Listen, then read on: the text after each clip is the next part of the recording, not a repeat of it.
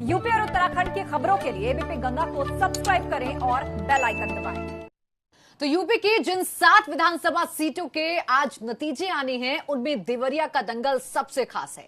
देवरिया की सदर विधानसभा सीट के लिए शुरू हुई वोटिंग की गिनती शुरू होनी है, उसमें थोड़ा सा वक्त बचा है। इसके लिए स्थानीय प्रशासन और चुनाव आयोग की तैयारियां पूरी हैं। तो आपको बताएं कि 3 नवंबर को देवरिया सदर सीट पर कुल 51% वोटिंग हुई थी, जिसके लिए 35 राउंड में वोटों की गिनती होगी। गिनती के लिए कुल 14 टेबल बनाई गई हैं। हर एक टेबल पर 4 मतगणना कर्मी लगाए गए हैं। यहां सुरक्षा इंतजामों की बात करें तो पीएससी के साथ साथ 4 सीओ, 13 एसओ तैनात किए गए हैं। एएसपी लेवल के अफसर समेत कुल 300 पुलिसकर्मी ड्यूटी में तैनात रहेंगे। वहीं 10 मजिस्ट्रेट भी तैनात किए गए हैं। यहां कुल 10 उम्मीदवार चुनावी मैदान में हैं, जिनकी किस्मत का फैसला आज होने वाला है।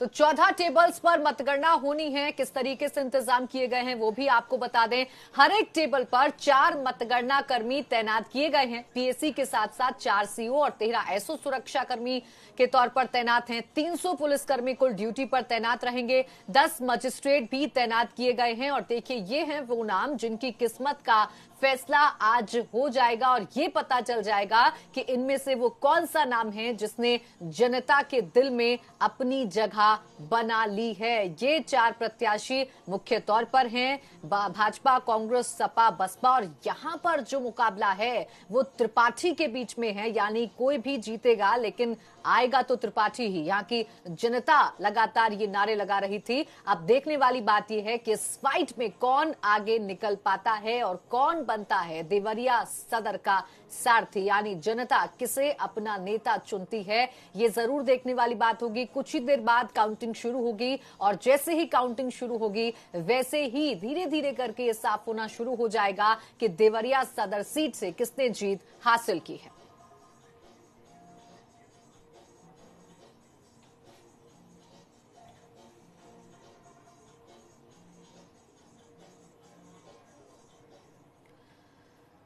देवरिया सदर सीट के नतीजे बेहद दिलचस्प होने की उम्मीद है, क्योंकि सीट पर चारों प्रमुख पार्टियों ने ब्राह्मण प्रत्याशियों को मैदान में उतारा था। ऐसे में इस सीट पर जीत हार का अंतर भी बेहद चौंकाने वाला हो सकता है।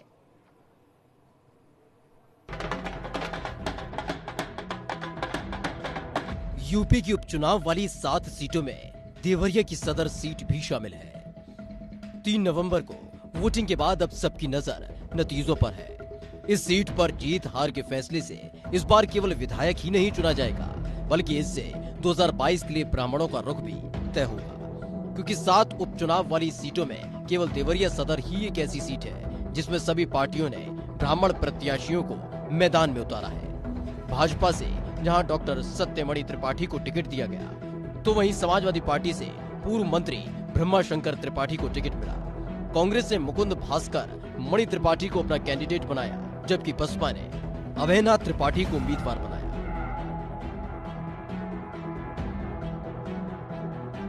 ये सीट भाजपा के पास थी। भाजपा विधायक जन्मजय सिंह के निधन के बाद ये सीट खाली हुई है।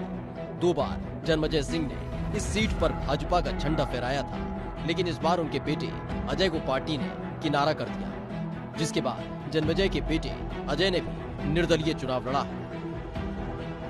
देवरिया की सदर सीट पर करीब 4 लाख मतदाता हैं, जिनमें सबसे ज्यादा तादाद ब्राह्मणों की तकरीबन 55,000 है। दूसरे नंबर पर वैश्य मतदाता हैं, जिनकी तादाद 50,000 के करीब है। इसके अलावा 30,000 यादव, 25,000 मुसलमान, 22,000 निषाद, 20,000 ठाकुर और अन्य जाति के मतदाता शामिल हैं, जिन्होंने उपचुनाव में अपने मतों का इस्तेमाल किया।